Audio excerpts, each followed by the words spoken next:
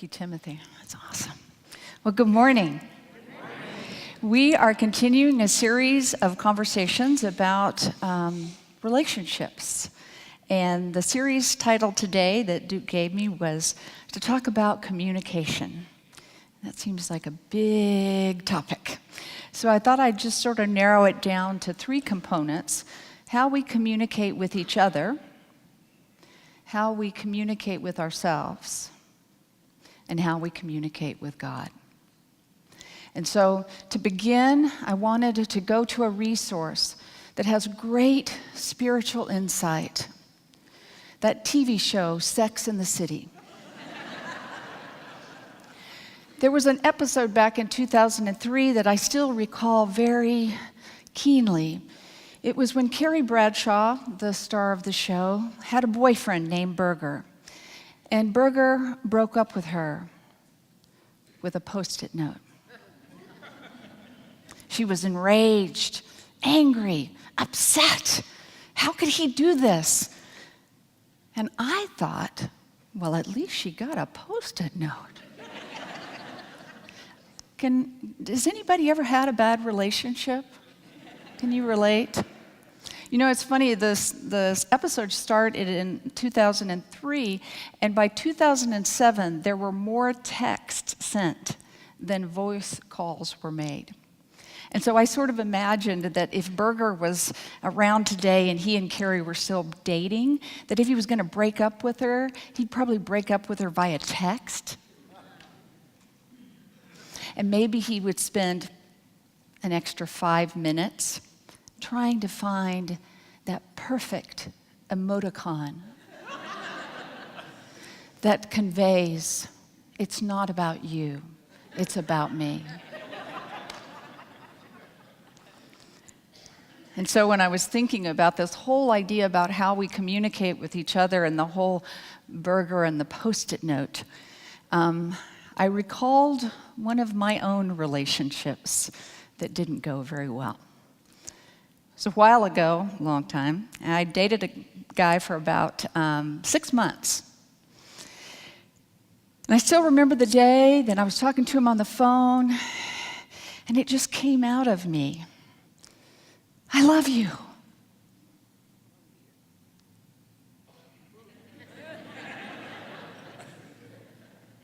You know that moment when you've said something and how important it is to say that, and the other person doesn't say anything, and then you know that maybe you said something that isn't going to turn out so well? That was that moment. So he didn't say anything, and I kind of wanted to take it back, but it was out there. All of you know that once you say it, it's hard to go back. I didn't mean it. I kind of meant, I love you, man, or, yeah. No, there's no going back. So I felt this little bit of uncomfortableness, and not that, the relationship wasn't that great. There'd been some red flags, and we'd had some issues, but in that moment, I just felt like I had to say that. Well, unfortunately, on that afternoon, I was going on a weekend trip for 4 days with my girlfriends. And so I called my boyfriend on the phone.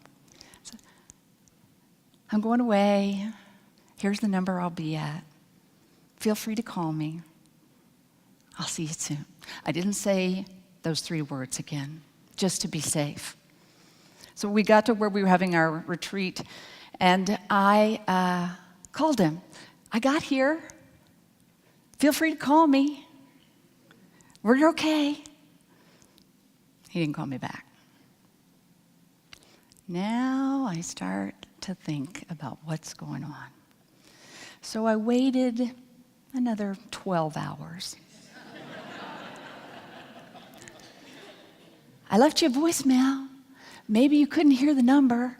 Let me give you the number again. Here it is. He didn't call me back.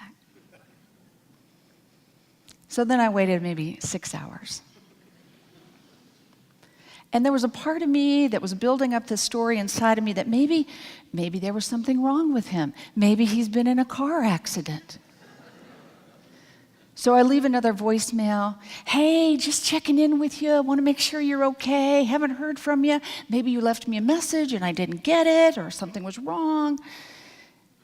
And he didn't call me back. Have you ever had one of those situations where you actually go over, this is old-timey stuff, but you go over to the phone and you pick it up to make sure there's still a dial tone? Maybe my phone is broken. He's trying to reach me. Nope, dial tone. By this time, I am churning and churning and churning, and stories in my head. What's wrong with me? You jerk. Why did I say that? What can I do to get him back? All the stories that go on in our heads when we have a relationship with another person and we don't know what's going on.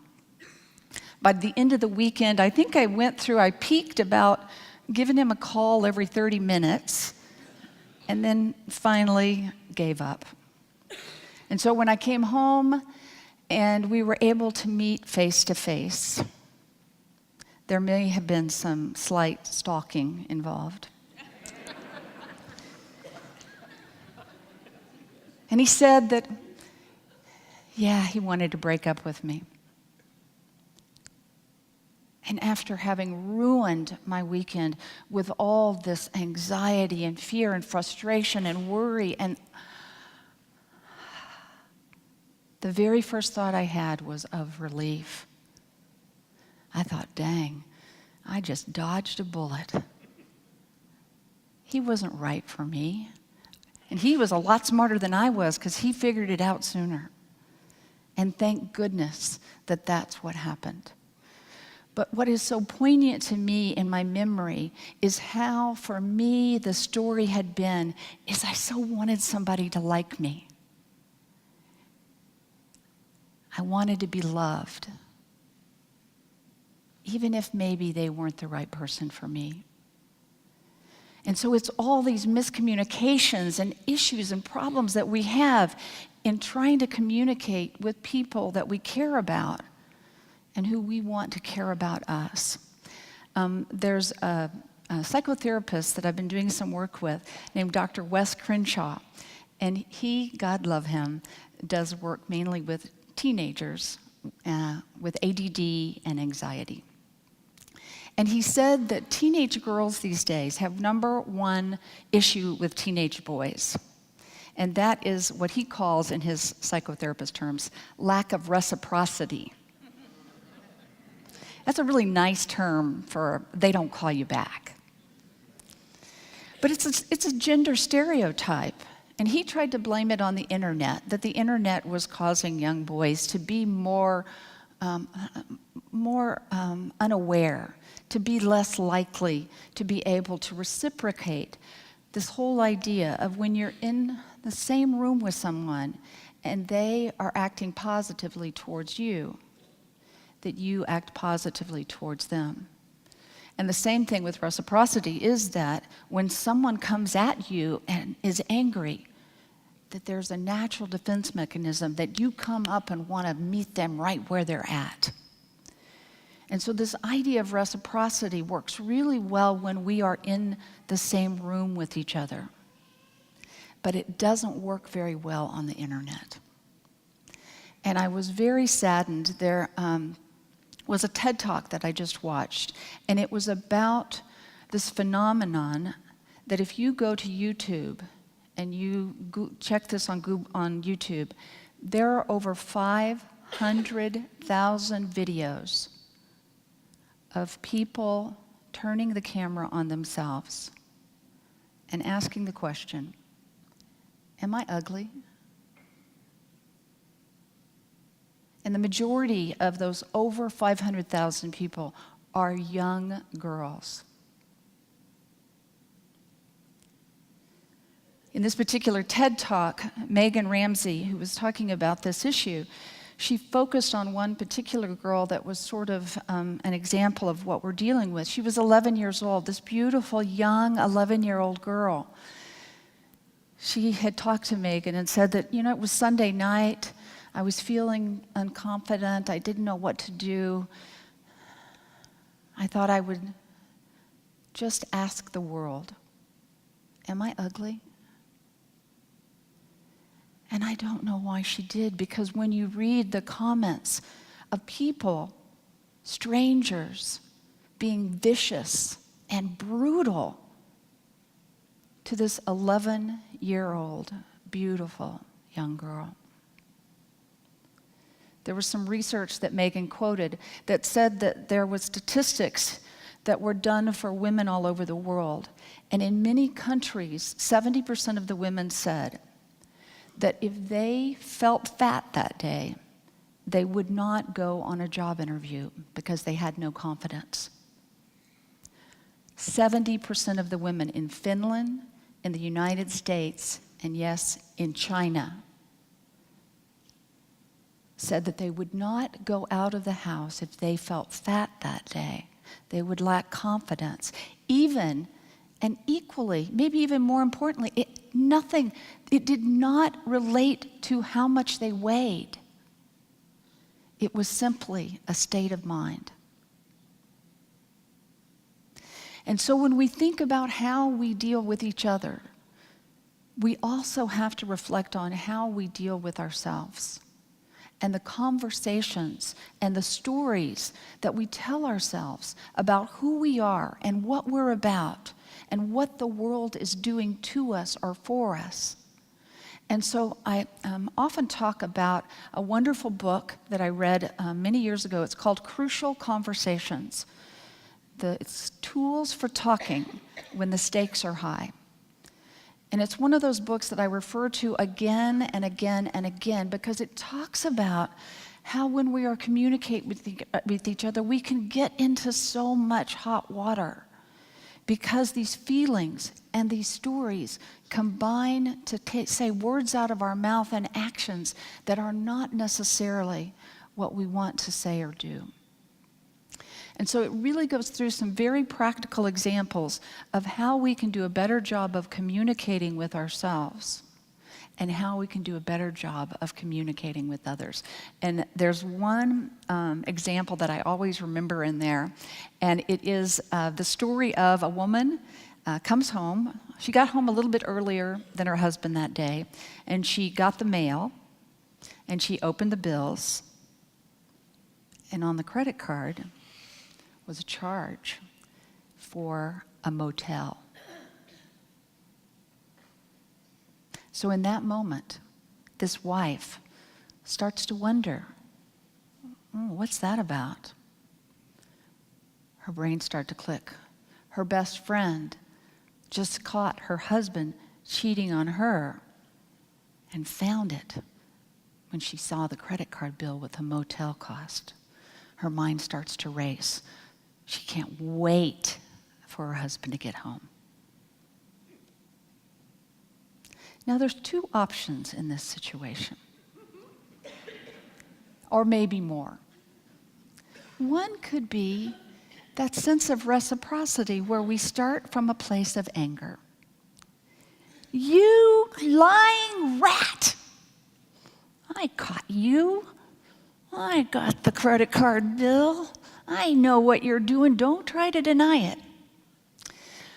Now, what kind of response do you think the husband would have? He might be a little defensive.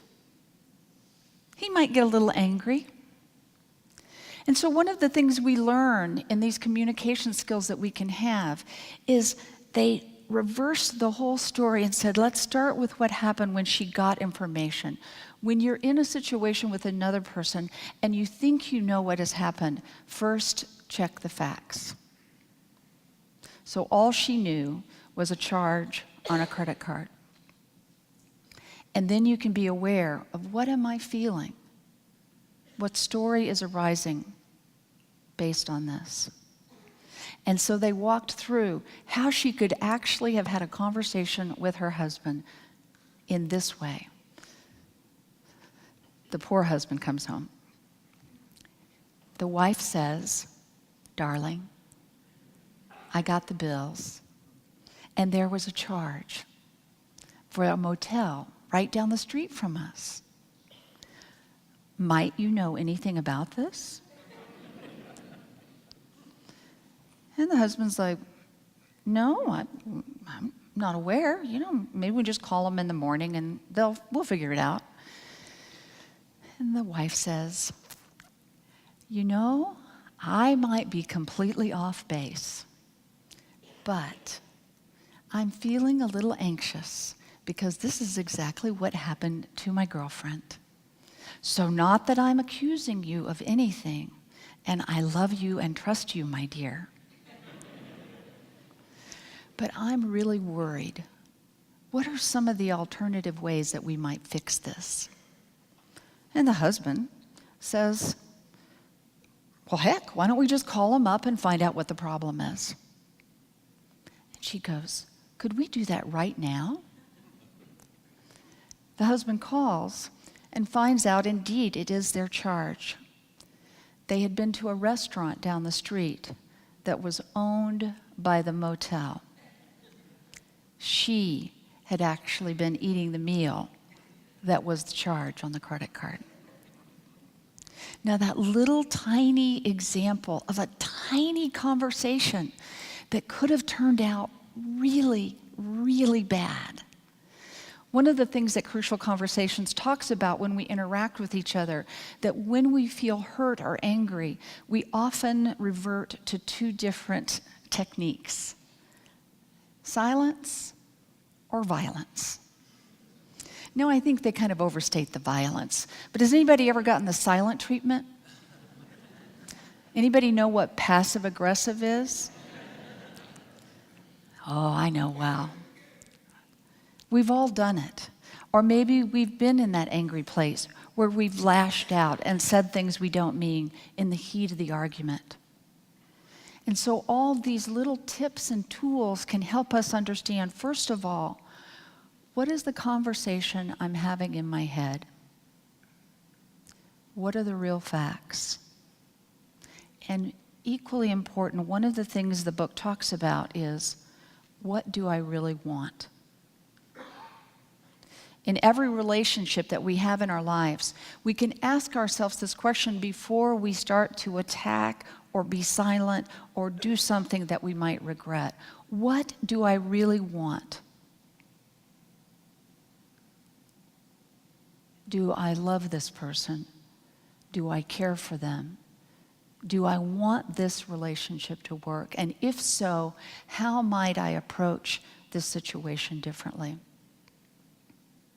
So anyway, I'm a huge fan of Crucial Conversations, how you deal not only with yourself and you deal with others. But I thought the third component was about how we can learn to take that moment and simply be present with whatever is. And that has to do with how we are able to be in that presence. I often talk about a Zen saying that says wisdom is the ability to know what to pay attention to and what to ignore. But I would add to that, it's also when to listen and how to listen and why. And the third is when to simply be silent and be in that connection with God. The last thing I wanted to talk about is one of my favorite writers is Father Thomas Keating. And he has written several books, but he has also come up with a practice that he talks about, is that way of simply surrendering to the presence of God. And one of the reasons I love this thing he calls centering prayer is it's actually based on a 14th century Christian mystic. It was anonymously written. It was called The Cloud of Unknowing. And that sense of being simply able to sit in unknowingness. In fact, I wanted to give you a quote from The Cloud of Unknowing. I thought it was so poignant. It says, "The only way to truly know God is to abandon all preconceived notions, to abandon all beliefs or knowledge about God, and to be courageous enough to surrender your mind and your ego to the realm of unknowingness, at which point you begin to glimpse the true nature of God. In that cloud of unknowing, when we can actually start to glimpse the true nature of God and to find that strength and those answers that we are looking for. And so for our meditation today, it's a very simple practice. It only has 4 steps. I thought we could practice it today, if you like. The first step is to find a word, a sacred word or a phrase that brings you back to this present moment. It might be something simple as the word peace, or this too shall pass. But it's important for you to find whatever word or phrase, that sacredness that arises that within you. I use Duke's phrase of peaceful mind, peaceful heart, peaceful spirit. And so in the centering prayer practice, we just simply say that silently over and over and over again. And then in the second step, as you're saying this phrase, you're just simply being with whatever arises. To just simply be. The third step is that, as usual, we'll become distracted. And we can be aware of that and simply come back to the Word and the sacred space. And the fourth is just simply to sit in the silence. I think Myrtle Fillmore would have loved this practice, because the fourth step is to simply sit and surrender to the presence of God and how powerful that can be. So let's take those thoughts into meditation.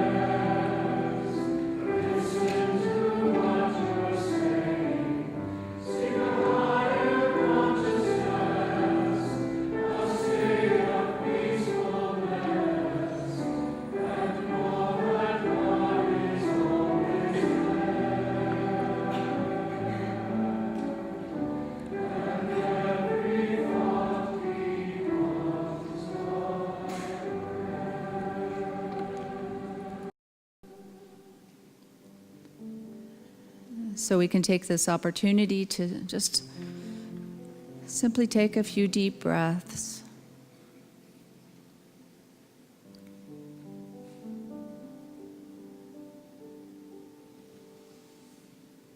And if you would like to reflect on what would be that sacred word or phrase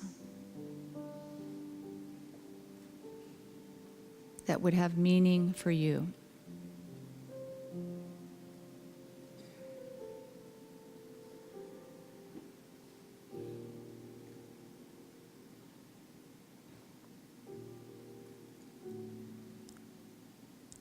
And secondly, just to begin to silently say that word, slowly, again and again.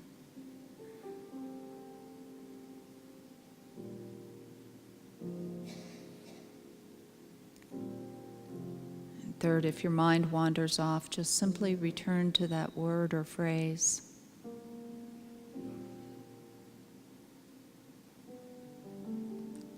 And then lastly, when it feels comfortable, to just simply sit in the silence.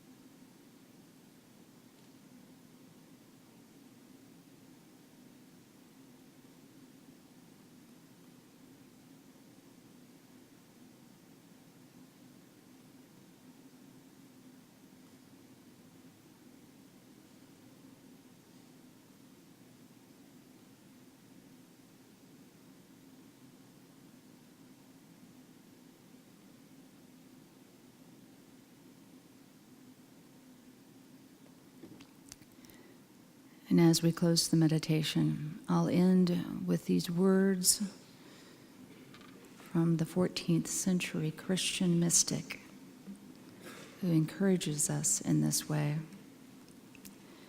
The only way to truly know God is to abandon all preconceived notions, all beliefs or knowledge about God, and be courageous enough to surrender your mind and your ego to the realm of unknowingness,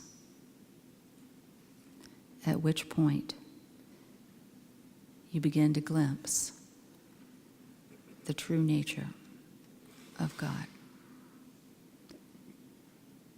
And so it is.